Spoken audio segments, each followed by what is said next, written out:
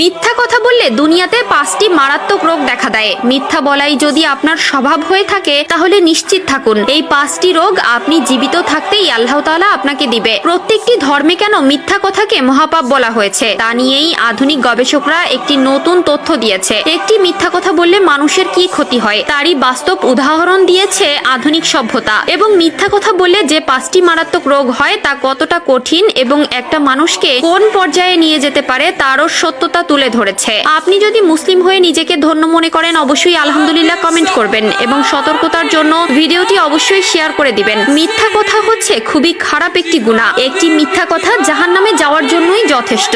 এক ব্যক্তি রাসূলুল্লাহ সাল্লাল্লাহু আলাইহি ওয়াসাল্লামের কাছে বলেছিলেন, আমি পাপ থেকে বাঁচতে চাই। উত্তরে রাসূলুল্লাহ সাল্লাল্লাহু আলাইহি ওয়াসাল্লাম বলেছিলেন, তুমি মিথ্যা কথা ছেড়ে দাও, তুমি মিথ্যা কথা ছেড়ে দাও, তুমি মিথ্যা কথা ছেড়ে দাও। সকল পাপের মূল উৎস হলো মিথ্যা কথা। একটি মিথ্যা কথা ঢাকতে মানুষকে একের পর এক মিথ্যা কথা বলতে হয়, কিন্তু সত্যি কথা বললে সেটা এক নিমিষেই ফয়সালা হয়ে যায়। তো চলুন জেনে নেই মিথ্যা কথা বললে কোন 5টি রোগ হয়। আল্লাহ তাআলা বলেন, যখন কোনো বান্দা মিথ্যা কথা বলে তখন সেই বান্দার মিথ্যা কথার দুর্গন্ধে ফেরেশতারা তার থেকে অনেক দূরে চলে যায়, এমনকি তার উপর আল্লাহর লানত পড়ে। মিথ্যা কথা বললে যে 5টি রোগ হয় তার মধ্যে 1 নম্বরে হলো আমাদের চেহারার সৌন্দর্য নষ্ট হয়ে যায়। মিথ্যা কথা বললে মানুষের চেহারার যে রহমত থাকে, নূর থাকে, আল্লাহ তাআলা সেটা উঠিয়ে নেয়। 2 নম্বরে অন্তর মরে যায়, তারা কখনো সত্য বলতে পারে না। শয়তান যখন তার অন্তরকে পরিপূর্ণভাবে দখল করে নেয় তখন সেই মানুষটির অন্তরে ঈমান থাকে না, মায়া দয়া ভালোবাসা উঠে যায়, এমনকি সেই ব্যক্তি আল্লাহকে ভুলে যায়। 3 নম্বরে দুশ্চিন্তা বৃদ্ধি পাবে।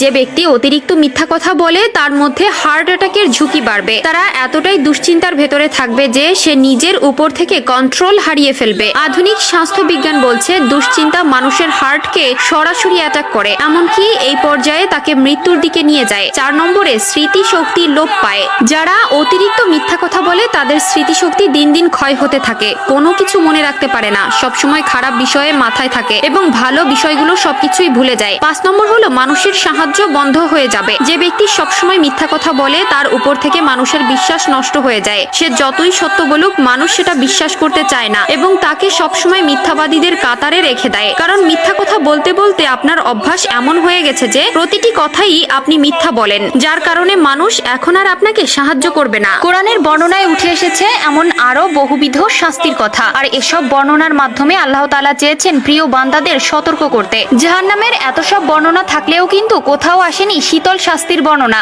তাই বলে কি শীতল কোনো শাস্তি আখিরাতে হবে না? এই প্রশ্নের উত্তর জানতে আসুন শুনে নেই কোরআনের একটি আয়াত। ওই আয়াত